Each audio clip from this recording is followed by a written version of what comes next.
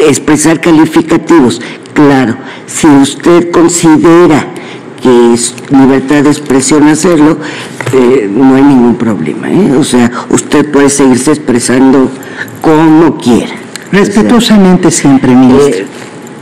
No siempre ha sido así, por eso siempre. En este momento llamé la atención, pero si les pediría a los que se sientan ofendidos que lo digan. El reciente conflicto entre la ministra presidenta de la Suprema Corte de la Justicia de la Nación, Norma Piña, y la ministra Lenia Batres surgió durante una discusión sobre una acción de inconstitucionalidad relacionada con la ley de ingresos. Durante el debate, Lenia Batres calificó de absurdo el hecho de que la Corte siga funcionando en salas después de que la reforma judicial ya se aprobó. Este comentario provocó que Norma Piña perdiera moderación en el uso de adjetivos, argumentando que era necesario mantener el respeto en las discusiones del Pleno y que no utilizara la palabra absurdo, ya que ella era la presidenta y ella decide qué palabras no usar y qué sí. Lenia Batres, sin embargo, defendió su derecho a expresarse libremente, afirmando que la ministra presidenta no tenía facultad para limitar su libertad de expresión. Batres destacó que mientras no se ofendiera a ningún ministro personalmente, no veía justificación para contener sus palabras. Incluye una obligación que tenemos desde hace 14 años para cumplir el artículo 127, fracción segunda, que pone límites a nuestras remuneraciones, y esta Corte ha omitido el cumplimiento de esta obligación. Ahí es donde se refiere a esta interpretación literal. Nos obliga a cumplir el texto literal de la Constitución. No es este caso. No es este caso en donde no estamos contradiciendo un artículo sustantivo de la Constitución, sino llenando un vacío procedimental que nos permite o nos permitiría funcionar. El golpe de Estado, efectivamente, y voy a repetirlo, es atribuirnos facultades sustantivas que corresponden a otros poderes. Yo creo que deberíamos haber cumplido este artículo 127, como también el 94, que en su párrafo cuarto nos obliga a funcionar en salas de manera pública, en sesiones públicas. A esos incumplimientos es a los que refirió la propia iniciativa y la reforma aprobada respecto de la literalidad de su contenido. Entonces no es este caso, y por eso insistiría en que yo no tengo inconveniente en votar uno u otro. No tengo mayor problema, pero lo que me parecería que sería el colmo es que esta Corte en un mismo problema resuelva literalmente en una parte y en otra quiera llenar un vacío jurídico o se asuma no sé qué mecanismo de interpretación que dicen los ministros que no estamos ni siquiera mencionando, pero yo desconozco un mecanismo de interpretación que llene vacíos jurídicos que tenga algún tipo de nombre. No es ese caso, me parece a mí, y creo que estamos obligados simplemente por operatividad de la propia Corte a decidir congruentemente. Muchas gracias. Gracias. Yo nada más quisiera señalar, en consideración del que no obedecimos el 127, si yo me voy a la literalidad, como está el 127, dice: los servidores públicos de la Federación, de las entidades federativas, de los municipios y de las demarcaciones y cualquier recibirán una remuneración adecuada e irrenunciable por el desempeño de su función, empleo o cargo. Aquí lo importante es el tercer párrafo. ¿Qué se considera como remuneración o retribución?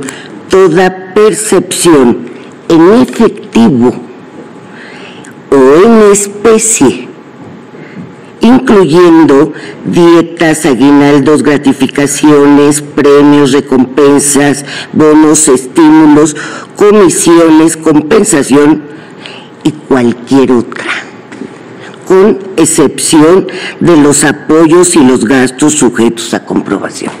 Si yo me voy a la literalidad de este precepto, pues no solamente son las remuneraciones que se reciben en efectivo, sino cualquier otra prestación que se recibe en especie.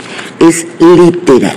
Y el 94, antes de la reforma, sí establecía que los salarios o sueldos del Poder Judicial Federal, congruentes con los principios internacionales de garantías procesales, serían irrenunciables y no podrían ser disminuidos en el empleo de su cargo. Y también es literal.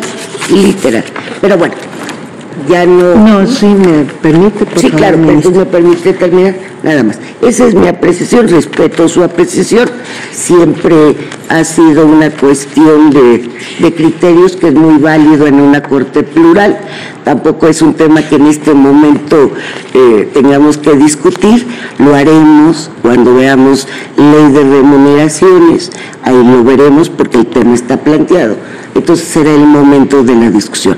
Ahora, para poder resolver este punto, que me parece que es el que tenemos que resolver en este momento y no pasar a tópicos que será en su momento, y respetando el criterio de cada uno de los participantes, que tendremos oportunidad de expresarnos en el tema concreto. Pero para situar el problema, la cuestión que estamos resolviendo ahorita, según recuerdo, usted votó porque no funcionaran las salas. Así es. Exacto. Entonces, usted se inclina porque sea una literalidad tal y como lo establece la Constitución. Me parece que no me escuchó. No, sí le escuché, a lo mejor no se explicó, pero sí le escuché. Sí, ministra. Vuelvo a explicar mi punto. Yo lo que creo es que si ya se resolvió, porque eso no sé si se vuelva a votar, sería un poco absurdo, porque ya llevamos varias sesiones de sala funcionando y emitiendo resoluciones. Yo repito, si ya se resolvió eso, tendríamos que votar coherentemente esta otra parte y asumir, si la regla es el funcionamiento con base en la integración de 11 ministros, pues asumir que nos corresponde una mayoría calificada de 8 y nos corresponde al mismo tiempo pues un funcionamiento del pleno de 11, que también lo venimos asumiendo. Es decir, hay, como planteó en su momento el ministro Pardo, pues teníamos que haber votado las tres cosas al mismo tiempo. Me pronuncié en aquella ocasión por eso. De cualquier forma, por supuesto que yo asumiría la literalidad de la norma por encima de cualquier interpretación subjetiva. Sin embargo, aquí se está llenando, insisto, un vacío legal y en ese sentido tendríamos que asumir los tres puntos coherentemente. Esa es mi interpretación al respecto. Y sobre la norma de remuneraciones, ministra Norma Piña, en ese decreto que aprobó en 2009 el constituyente permanente, también conocido como Poder Reformador de la Constitución, se aprobó un artículo tercero transitorio que literalmente decía que podía corresponder la misma remuneración, conforme al artículo 94 que usted menciona, la misma remuneración que venían percibiendo los ministros y ministras que ingresaron a esta Corte antes de la entrada en vigor de la reforma, que fue el 1 de enero de 2010. En este momento hay un solo ministro, que es el ministro Aguilar, que entró antes de esa fecha.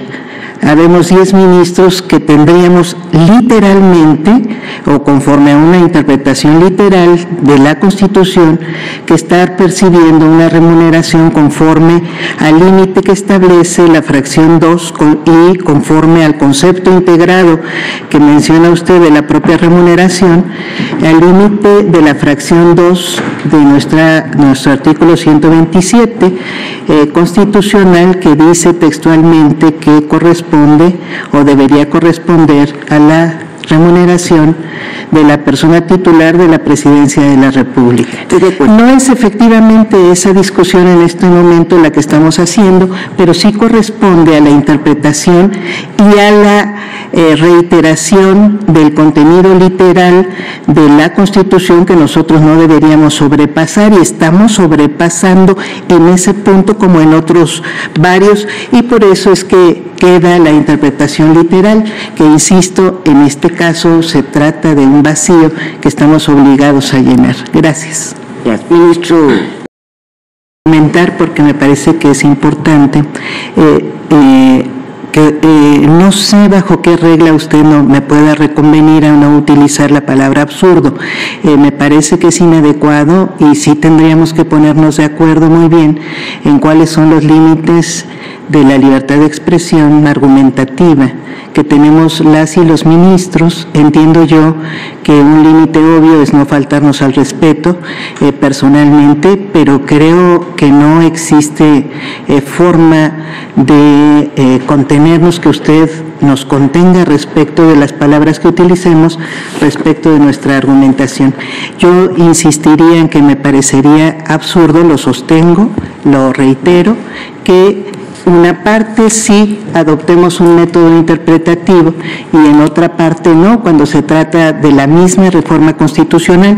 Y efectivamente una función obvia de este Tribunal Constitucional pues es interpretar, pues esa es nuestra función. Sin embargo, lo que debemos hacer es interpretar la constitucionalidad de las leyes. Lo que hacemos es cotejar el contenido de una ley respecto del contenido de nuestra Constitución, pero si nosotros alteramos el contenido de nuestra Constitución, sobrepasamos los límites que tenemos autorizados para resolver la constitucionalidad de las leyes. Esa obviamente que es nuestra función, y por supuesto que nos pone un límite esta reforma al respecto, que a mí me parece esencial, un límite que además es el límite de los poderes de la Unión, que es el propio contenido de la Constitución. Si nosotros inventamos otro contenido constitucional, que a eso se refiere la literalidad de lo que dice la Constitución, pues entonces estamos vulnerando el Estado de Derecho completo, y por eso es que me he atrevido, pues sí, a usar, que conceptos fuertes como el de